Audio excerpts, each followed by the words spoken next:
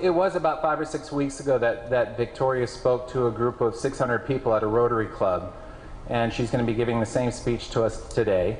And I saw it, I think a week or so after it hit the web, it started going around, and so I quickly got on the phone and talked with her dad Zane and invited them here. And so we have a very special treat. So Victoria, come on up, do your thing.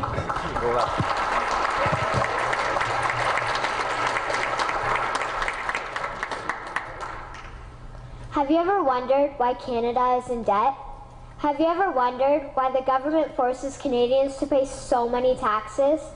Have you ever wondered why the bankers from the largest private banks are becoming wealthier and the rest of us are not? Have you ever wondered why the gross national debt is over $800 billion? Or why we are spending $160 million a day on the interest of the national debt? That's $60 billion a year. Have you ever wondered who receives the $60 billion? What I have discovered is the banks and the government have colluded to financially enslave the people of Canada. I will share with you 3 important points of reference which will hopefully spark enough interest and concern for you to continue the research on your own and to engage your government to stop this criminal act against the people of Canada. First, we will briefly examine the Bank of Canada. Second, we will see how our banking system works today. And lastly, I will offer a viable solution that we can petition our government to implement. A very little known figure in Canadian history is J.L. McGeer. He was a lawyer, Member of Parliament, and Mayor of Vancouver. His contribution to Canada is probably the greatest in our history.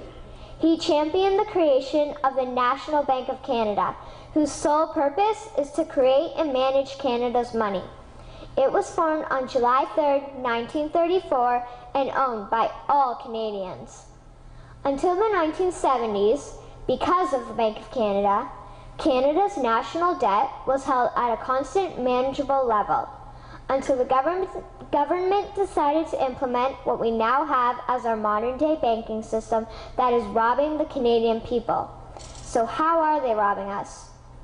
Allow me to explain how our private banks and government work today. First, the Canadian government borrows money from the private banks.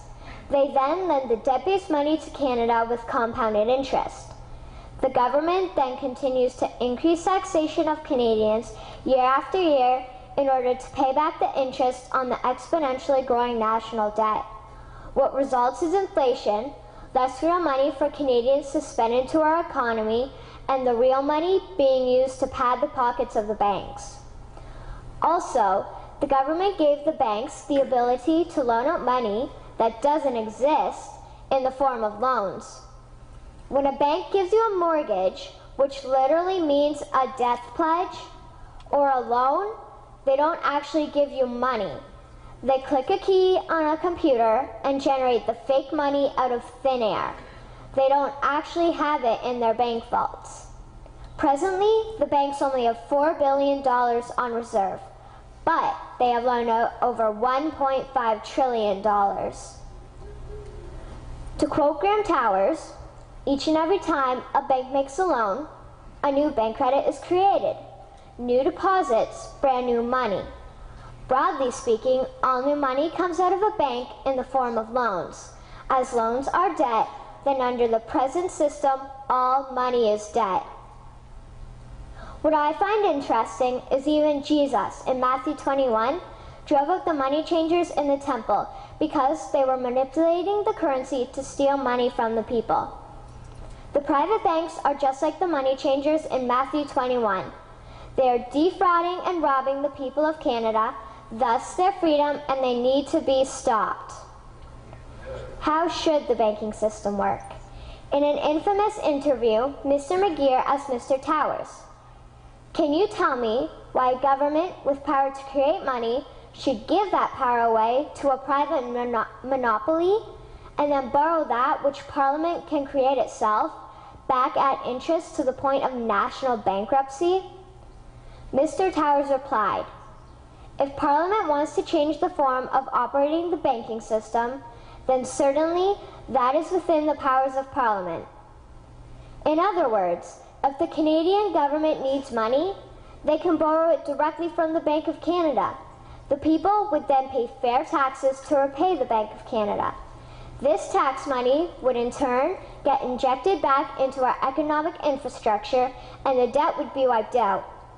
Canadians would again prosper with real money as the foundation of our economic structure and not debt money. Regarding the debt money owed to the private banks, such as the Royal Bank, we would simply have the Bank of Canada print the money owing, hand it over to the private banks, and then clear the debt with the Bank of Canada. And yes, we have the power and lawful right to do so.